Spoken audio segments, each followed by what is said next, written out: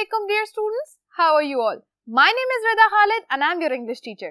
Students, जैसा कि आप सब जानते हैं कि हम रोज मिलकर ऑक्सफोर्ड प्रोग्रेसिव इंग्लिश बुक को स्टडी करते हैं।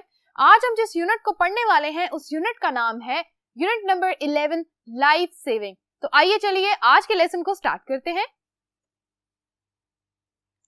सो स्टूडेंट्स, हम अभी तक बहुत सारे यूनिट्स और लेसन्स को कंप्लीट कर चुके हैं और आज हम बात करने वाले हैं यूनिट नंबर 11 की, जो कि है लाइफ सेविंग। लाइफ का मतलब क्या होता है, इसको उर्दू में क्या कहते हैं? बिल्कुल, लाइफ का मतलब है जिंदगी और सेविंग जो एक वर्ब है, इसका क्या मतलब है? बचाना। सो लाइफ सेविंग मीन्स किसी की जिंदगी को बचाने का अमल, यानी कि कैसे आप किसी की लाइफ को सेव कर सकते हैं। अब ये तो हमें स्टोरी पढ़ के पता चलेगा, तो ठीक है। आज हमने क्या पढ़ना है, लेसन नंबर 1 जो कि है लिसनिंग और स्पीकिंग एक्टिविटीज के बारे में। बच्चों, इस लेसन को स्टार्ट करने से पहले बहुत सारी ऐसी बातें हैं ग्रामर की और वोकैबुलरी की जिनको डिस्कस करना बहुत जरूरी है। तो अब आपने क्या करना है, आपने अपनी बुक्स को खोलना है, यूनिट नंबर 11 लेसन नंबर 1 वाले पेज को खोलना है और मिस रिदा के साथ जो जो बातें आज मैं आपको सिखाऊंगी आपने उनको सीखना है, अपनी बुक में साथ साथ लिखना है। ऑलराइट, जो डेफिनेशंस मैंने यहाँ लिखी हैं, जो एग्जांपल्स लिखी हैं, मैं चाहती हूँ आप अपनी बुक पे इसको लिखते जाएं या किसी एक स्टिकी नोट पे लिख के अपनी बुक के इस पेज पे स्टिक करते जाएं, ताकि फ्यूचर रेफरेंसेस के लिए, मतलब जब बाद में आपकी टेस्ट वगैरह हो उस टाइम पर आप यहाँ से देख के रिवाइज कर सके और पढ़ सकें। तो बच्चों, तैयार हो आज के लेसन के लिए? Well done. सो आज हम क्या पढ़ने वाले हैं बच्चों, सबसे पहले मैं आपके साथ इंट्रोड्यूस कराऊंगी वोकैबुलरी का कुछ पार्ट।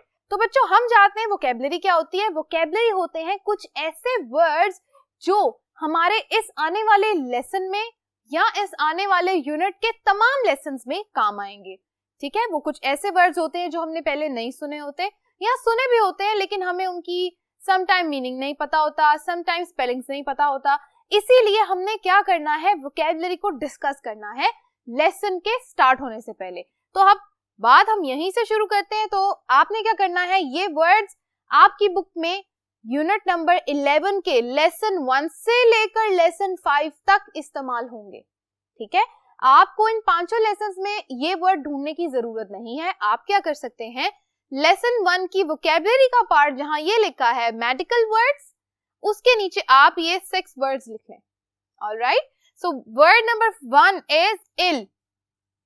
इल का मतलब होता है बीमार हो जाना। ठीक है, बीमार होना, किसी वजह से बीमार होना, यानी कोई रीजन हो, आपको बीमारी का पता हो तो उसको कहते हैं आई एम इल। ओके, या इलनेस। विजिट, विजिट का मतलब होता है किसी को मिलने जाना लेकिन किसी मकसद से। जैसा कि अगर मैं कहूं I will be visiting a doctor, अगर मैं डॉक्टर को मिलने जा रही हूं तो लाजमी मुझे कोई प्रॉब्लम होगी, तो मुझे जो डॉक्टर से डिस्कस करनी है। एग्जैक्टली। और इफ यू से I will go visit my grandfather, तो आप अगर अपने ग्रैंडफादर को मिलने जा रहे हैं तो कोई रीजन होगा। ठीक है, so you are going to visit him to say hello और to ask about how he is feeling. ठीक है, सो हमेशा जब आप विजिट किसी को करते हैं उसके पीछे कोई एक रीजन लाजमी होता है और वो रीजन आप घर से लेके निकलते हैं। ठीक है, तो ये आपने याद रखना है। उसके बाद जी next word is operation. Operation का हम सबको पता है, ऑपरेशन क्या होता है, एक ऐसा अमल होता है, ऐसा एक्ट होता है जिसके अंदर आपकी बॉडी के किसी पार्ट को क्या किया जाता है, ट्रीट किया जाता है ऑपरेशन थिएटर के अंदर, जिसके लिए इंस्ट्रूमेंट्स यूज किए जाते हैं और उसके साथ ब्लड भी लगता है। और समटाइम्स क्या होता है, कुछ ऐसे स्टंट्स होते हैं, कुछ ऐसे आले होते हैं जिसको आप इंस्ट्रूमेंट्स कहते हैं, छोटे छोटे इंस्ट्रूमेंट्स भी आपकी बॉडी में लगाए जाते हैं। ठीक है, तो इस तरह के अमल को कहा जाता है ऑपरेशन। ऑलराइट, आपने ये वर्ड पहले सुना होगा। उसके बाद next word is kidney. Kidney is a part of human body. Every human being has 2 kidneys. ठीक है, 2 किडनीज होती है और एक मजे की बात यह है कि हर ह्यूमन बीइंग 2 में से किसी एक किडनी पे, अगर वो बिल्कुल ठीक है, he can survive, वो बिल्कुल जिंदा रह सकता है। तो किडनीज जो है ये बड़ी मैजिकल होती हैं, इसके बारे में आज हम बहुत सारी इंफॉर्मेशन सीखने वाले हैं। Recovery, next word is recovery. Recovery का मतलब होता है किसी बीमारी से या किसी ऐसी हालत से जहां पर आप बहुत परेशान हैं या बहुत ज्यादा सिक रहे हैं, इल रहे हैं, उससे जब आप ठीक होने लगते हैं तो उस प्रोसेस को कहते हैं रिकवरी। जैसे आपने सुना होगा, I am recovering from corona. God forbid अगर किसी को कोरोना वायरस हुआ है और अब वो ठीक हो रहा है तो हम उसको क्या कहेंगे, that Ali is recovering from corona virus. ठीक है, तो रिकवरी का मतलब है बीमारी से सेहतयाबी की तरफ जाना, फ्रॉम सिकनेस टू वेलनेस। ठीक हो गया। Last word is pain. ये तो बड़ा कॉमन वर्ड है, हर बच्चे को क्लास में किसी न किसी टाइम पे किसी न किसी जगह पे पेन होने लग जाती है जब काम करने का दिल नहीं करता। एग्जैक्टली ये उसी पेन की बात हम कर रहे हैं। पेन से मतलब है दर्द।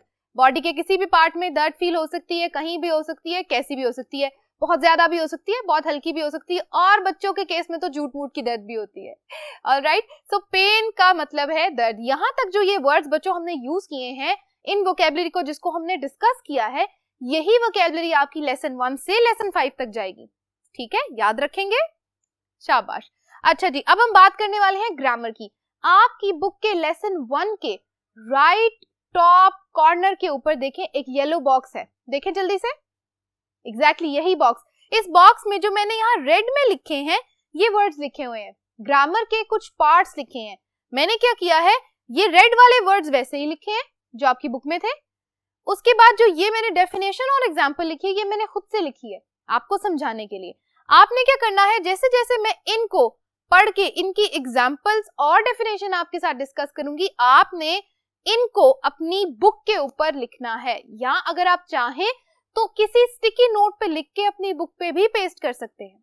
ऑलराइट, या आप चाहें तो एक A4 शीट के ऊपर इसको लिख लें और स्टेपल कर लें अपनी बुक के इस पेज के साथ। ऑलराइट, तो बारी बारी इसको मैं पढ़ती जाती हूँ। सबसे पहली, the first grammar topic is ditransitive verb. Transitive का मतलब है एक चीज से दूसरी चीज पर जाना, यानी कि ट्रांजिशन में होना। एक चीज जो कॉन्टिन्यूअस है, चल रही है चल रही है चल रही है, तो आप जब एक पॉइंट से दूसरे पॉइंट पे जा रहे हैं, दूसरे से तीसरे पे, तीसरे से चौथे पे, तो ये जो मूवमेंट होती है इसको कहते हैं ट्रांजिशन। सो डाइट्रांजिटिव वर्ब का मतलब है ऐसा वर्ब जो क्या कर रहा है, ट्रांजिट कर रहा है। क्या कर रहा है बच्चों, मूव कर रहा है एक से दूसरे पार्ट की तरफ। इसकी डेफिनेशन को पढ़ते हैं और देखते हैं ये क्या है। अब क्या है जी, अ वर्ब एक ऐसा वर्ब है that takes both a direct object and an indirect object. हम जानते हैं कि एक सेंटेंस के अंदर क्या चीजें होती हैं, नाउन जो कि हमारा होता है सब्जेक्ट, उसके बाद होती है हेल्पिंग वर्ब और वर्ब, ठीक है, उसके बाद बात आती है ऑब्जेक्ट की। अब आप यहाँ देखें दो बातें कर रहे हैं, मैं यहाँ लिख देती हूँ। एक सेंटेंस के अंदर आता है सब्जेक्ट प्लस वर्ब, वर्ब के साथ आप हेल्पिंग वर्ब भी ऐड कर लें, और उसके बाद होता है ऑब्जेक्ट। ये बेसिक सेंटेंस की बात करें, सिंपल सेंटेंस, ठीक है, ये सिंपल सेंटेंस की हम बात करें। अब सब्जेक्ट वर्ब एंड ऑब्जेक्ट में ये ट्रांजिटिव वर्ब क्या बता रही है, डाई ट्रांजिटिव वर्ब हमें क्या बता रही है कि ये एक ऐसी वर्ब है जो क्या कर रही है, डायरेक्ट और इनडायरेक्ट दो ऑब्जेक्ट्स के साथ काम कर रही है। ठीक है, यानी एक सेंटेंस में दो तरह के ऑब्जेक्ट्स होंगे, कौन से वाले, डायरेक्ट एंड इनडायरेक्ट। दोनों जो हमारी वर्ब्स होंगी उनको साथ लेके ये चलेंगे। कैसे चलेंगे, एग्जाम्पल को देख लेते हैं। He gave her the medicine। अब आप देखें, he क्या है, सब्जेक्ट, वेरी गुड। gave क्या है, वेरी गुड, वर्ब। her क्या है, हमें नहीं पता, लेट्स स्टे। the medicine ये क्या है। अब देखें, मैंने आपको बताया था कि जब सब्जेक्ट की बात हो गई, वर्ब की बात हो गई, बाकी की चीजें क्या होंगी, सब हमारे इस सेंटेंस में क्या होंगी, डायरेक्ट और इनडायरेक्ट ऑब्जेक्ट्स होंगे। ठीक है, ये वाला जो है इसको कहते हैं इनडायरेक्ट ऑब्जेक्ट। ठीक है, जो हमारा ये वर्ड है रिफ्लेक्सिव प्रोनाउन हर, ये हमारा क्या है, इनडायरेक्ट ऑब्जेक्ट, और द मेडिसिन ये क्या है, डायरेक्ट ऑब्जेक्ट। अब आप एक बात देखो बच्चों, अगर मैं कहूं ही गेव द मेडिसिन, हर को ना लिखें, तो आपको लगता है सेंटेंस बिल्कुल ठीक है, बिल्कुल ठीक है, ही गेव द मेडिसिन। लेकिन सेंटेंस को कंप्लीट करने के लिए, उसकी सेंस बताने के लिए हम क्या करते हैं, रिफ्लेक्सिव प्रोनाउन को ऐड करते हैं, जो कि हमारी क्या हो जाती है, इनडायरेक्ट ऑब्जेक्ट होता है, और क्या होता है, डायरेक्ट ऑब्जेक्ट। अब देखें, जो ही है इसका क्या रिलेशन इस और इस दोनों ऑब्जेक्ट्स के साथ है कि नहीं है, बिल्कुल है, he gave her the medicine. All right?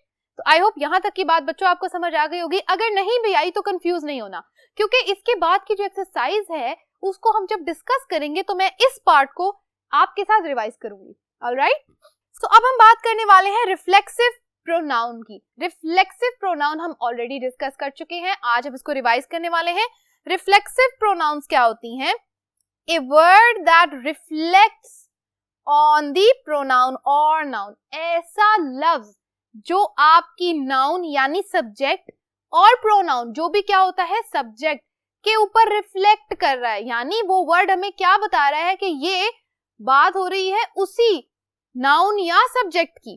ठीक है, तो उस वर्ड को क्या कहा जाता है? उसको कहते हैं रिफ्लेक्सिव प्रोनाउन. रिफ्लेक्सिव का मतलब भी यही होता है रिफ्लेक्ट करना.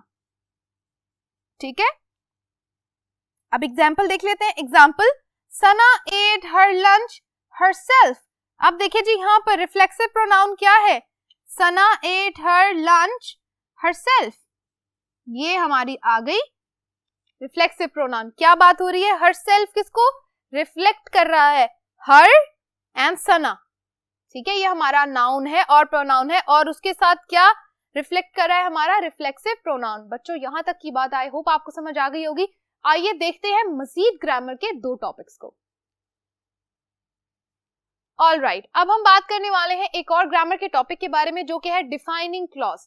हमें पता है डिफाइन का मतलब क्या होता है? किसी चीज का मीनिंग बताना.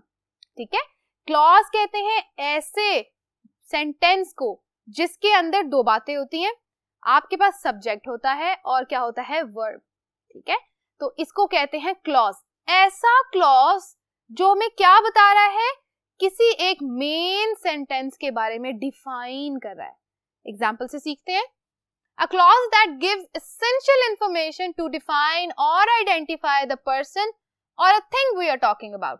अब देखें, किसी भी चीज या पर्सन के बारे में मजीद जानने के लिए हमें जो essential information, essential कहते हैं important, ठीक है, important information जो होती है, उस important information को क्या कहा जाता है? वो होती है डिफाइनिंग क्लॉज. हमें देता है वो इंफॉर्मेशन. ऑलराइट, अब इसके अंदर दो बातें होती हैं. इट इंक्लूड्स, इसके अंदर तीन चीजें हैं. आइए उनको देखते हैं. सबसे पहले तो होगी एक रिलेटिव प्रोनाउन. रिलेटिव प्रोनाउन क्या है? A pronoun that tells us more about a noun. Relative pronoun क्या है? ऐसी प्रोनाउन जो हमें नाउन के बारे में मजीद बता रही है. कैसे? जो वर्ड्स हमें चाहिए वो है हु, हुज, हुम और दैट. रिमेंबर ये वर्ड्स हमने पढ़े थे, ये वही वर्ड्स हैं. इन वर्ड्स को यूज करते हुए मजीद जब इंफॉर्मेशन बताई जाती है सेंटेंस में तो बच्चों वो कौन सी होती है? रिलेटिव प्रोनाउन की. दूसरी बात इसमें क्या आ जाती है? A verb. सबसे पहले तो हमने देख लिया इसको, आज हम देखते हैं इसको. अब हम देखते हैं a verb. A verb the actions of a noun. हमें पता है वर्ब क्या होती है? एक्शन किसके? उसी नाउन के जिसके बारे में ये बात हो रही है. Who, whose, whom and that. See, subject या ऑब्जेक्ट. अब ये ऑप्शनल है, ये हर डिफाइनिंग क्लॉज में लिखना जरूरी नहीं होता. हर डिफाइनिंग क्लॉज में हमारे पास सब्जेक्ट ऑब्जेक्ट नहीं भी हो तो कोई मसला नहीं है. दो चीजें होनी जरूरी है, रिलेटिव प्रोनाउन और वर्ब. ठीक है, आइए इसकी एग्जांपल को देखते हैं बच्चों. Children who hate chocolate are uncommon. अब देखें, बहुत कम बच्चे हैं जो चॉकलेट्स नहीं खाते. इस बात को ऐसे लिखा गया है, children who hate chocolate are uncommon, यानी बड़े कॉमनली वो बच्चे मिलते ही नहीं है जो चॉकलेट को पसंद नहीं करते. ठीक है, ये बात सच्ची है ना? एग्जैक्टली. सो अब हम देखते हैं चिल्ड्रन क्या है बच्चों. वेरी गुड, ये है हमारा सब्जेक्ट या हम इसको कहते हैं नाउन. ठीक है, हु क्या है? Relative pronoun. ठीक है, इसको हम लिख देते हैं यहाँ पर रिलेटिव प्रोनाउन. और इसके अलावा हमें दूसरी बात क्या चाहिए थी? वर्ब. वर्ब कहाँ लिखी हुई है? हेट. वेरी गुड, ये पार्ट आ गया वर्ब का. ठीक हो गया, रिलेटिव प्रोनाउन आ गई, वर्ब आ गई, किसके साथ? सब्जेक्ट के साथ. अब अगली बात देखते हैं. चॉकलेट जो है ये वर्ड क्या है? सब्जेक्ट या ऑब्जेक्ट. यहाँ पर हमारे पास ये जो वर्ड है ये आ गया ऑब्जेक्ट. अब मैंने आपको बताया था कि हर सेंटेंस में या हर डिफाइनिंग क्लॉज के अंदर हमारे पास ऑब्जेक्ट होना जरूरी नहीं होता. कभी नहीं भी होगा तो आपने घबराना नहीं है. अब हमने यहां से इसको अंडरलाइन करना स्टार्ट करना है ताकि हमें पता चले कि हमारे पास डिफाइनिंग क्लॉज कहां से कहां तक आ रहा है। चिल्ड्रन हु हेट चॉकलेट, ये जो 3 वर्ड्स हैं, हु हेट चॉकलेट, ये क्या है हमारा डिफाइनिंग क्लॉज। क्या डिफाइन कर रहे हैं ये? चिल्ड्रन। चिल्ड्रन क्या है? सब्जेक्ट या नाउन। नाउन को मजीद डिफाइन कर रहे हैं यही वर्ड्स। क्या 3 वर्ड्स है? Relative pronoun, verb and object. समझ में आ गई बात? एग्जैक्टली। सो ये हो गई इसकी एग्जांपल और यहां तक हमने सीख लिया कि डिफाइनिंग क्लॉज क्या होते हैं। अब हम बात करने वाले हैं पर्पस क्लॉज की। नाम से पता चल रहा है पर्पस क्या होता है जी। एग्जैक्टली पर्पस कहते हैं किसी काम के होने का रीजन, किस वजह से करना है, क्यों करना है। ठीक है, सो जो क्यों के जवाब मिलते हैं ना हमें एक सेंटेंस के अंदर वर्ब के लिए, तो उनको हम क्या कहते हैं? Purpose clause. इसकी डेफिनेशन को पढ़ते हैं। A purpose clause answers the who and for what purpose questions for the verb. Verb को डिफाइन करने के लिए 2 बातों के लिए डिफाइन करना है हमने। कैसे? या तो बताना है हु, कौन उस वर्ब को कर रहा है, फॉर व्हाट पर्पस, किस पर्पस के लिए कर रहे हैं जी, क्या रीजन है, क्यों कर रहे हैं। ठीक है, कौन और क्यों, ये 2 सवालों के जवाब जब हमें मिलते हैं वर्ब के लिए, नाउन के लिए नहीं। ठीक है, वर्ब के लिए, तो उसको क्या कहते हैं? Purpose clause. अब हम इसकी एग्जांपल देख लेते हैं। To become successful you have to work hard. अब देखें यहां पर टू बिकम सक्सेसफुल, ये जो पार्ट है ये हमारा है वर्ब का। अब ये जो पार्ट है हमारा टू बिकम सक्सेसफुल, ये है जी पर्पस क्लॉज, क्योंकि ये हमें किस चीज का पर्पस बता रहा है? हमें ये बता रहा है कि हमने क्या करना है? सक्सेसफुल होना है। ठीक है, क्या करना है सक्सेसफुल होने के लिए? You have to work hard. जो वर्क हार्ड है ये क्या है? हमारा वर्ब। Very good. वर्ब को मजीद डिफाइन कैसे किया जा रहा है? वर्क हार्ड क्यों करना पड़ेगा? सक्सेसफुल होने के लिए। तो पर्पस कहां पता चल गया? फर्स्ट पार्ट में। समटाइम्स ये पर्पस क्लॉज एंड पे आता है, वर्ब शुरू में आता है। इसकी भी एग्जांपल्स हम देखेंगे हमारे आगे आने वाले लेसन्स में। बच्चों आज का जो लेसन है ये सिर्फ इन चीजों की डेफिनेशन और एग्जांपल्स के बारे में। आपने घबराना बिल्कुल भी नहीं है। अगर आपको ये बातें समझ में नहीं आ रही, बहुत मुश्किल लग रही है, आप इसको सिर्फ सुन के लिख लें। जब अगले लेसन्स में हम इनकी एक्सरसाइजेस करेंगे उस टाइम पे हम इनको रिवाइज करेंगे और देखेंगे कि इन बातों का एक्चुअल क्या मीनिंग था जब हमने लेसन 1 में पढ़ा था। तो यहाँ तक का पार्ट ग्रामर का होता है कंप्लीट। अब हम करने जा रहे हैं एक छोटी सी स्टोरी को रीड। आइए करते हैं। स्टूडेंट्स अब हमने क्या करना है? हमने रीड करनी है एक लिसनिंग स्पीकिंग एक्टिविटी में दी गई एक लिसनिंग कॉम्प्रिहेंशन। हम क्या करते हैं, इस जो एक डायलॉग हमारे पास दिया गया है इसको हम करेंगे रीड। रीड कैसे करेंगे? ये है डायलॉग किसके बारे में? मिस बर्की के बारे में, परवीन के बारे में और उसकी कुछ क्लास फेलोज के बारे में। Parveen is not feeling well, she is going to have an operation. ठीक है, क्या ऑपरेशन है, किस बारे में है, क्या सारी बात है, इसको करेंगे मेरे स्टूडेंट्स जल्दी से रीड। तो आपने क्या करना है, जल्दी से इस वीडियो को पॉज करें और अपनी बुक पे से इस रीडिंग कॉम्प्रिहेंशन को रीड करके मेरे पास वापस आएं। Well done students, I hope आप इसको रीड कर चुके हैं। अब हमने क्या करना है, इस क्वेश्चन का करना है answer. What's the matter with Parveen, what is going to happen. अब आप मुझे इस बात का आंसर करेंगे कि परवीन के साथ क्या हो रहा है और क्या होने वाला है। Parveen is feeling sick, exactly. She is having some sort of pain in her kidneys and she is going to have a kidney transplant operation. Alright? चलो जी, ये हो गया इस बात का answer.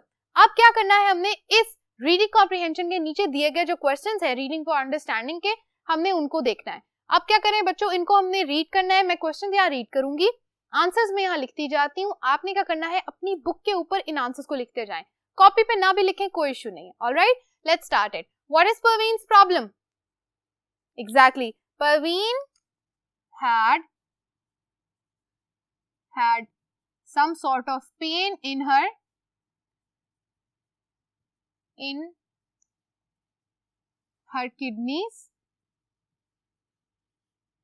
kidneys.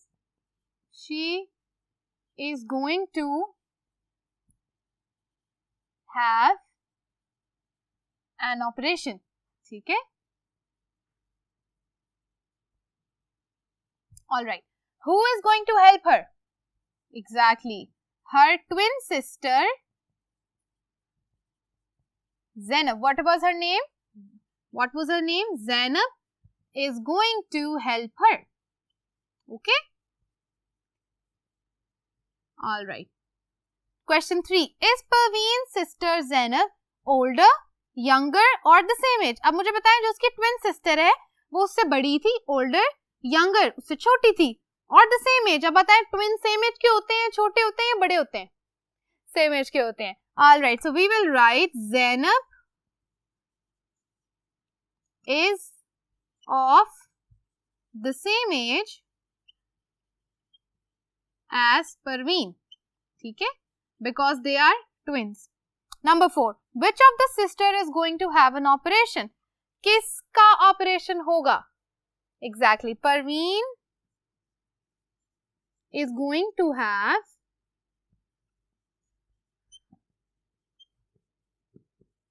an operation. All right, my dear students, grade 4. मुझे लगता है यहाँ तक के क्वेश्चंस के आंसर्स भी आपने मेरे साथ लिख लिए हैं. तो स्टूडेंट्स, आज का जो लेसन था ये मोस्टली था ग्रामर के टॉपिक्स के बारे में. आपने क्या करना है, इनको अच्छी तरह से रिवाइज करना है और इस वीडियो लेक्चर के बाद इनको प्रैक्टिस भी करना है. Thank you so much for watching today's lesson. Stay tuned for lesson 2. Allah Hafiz.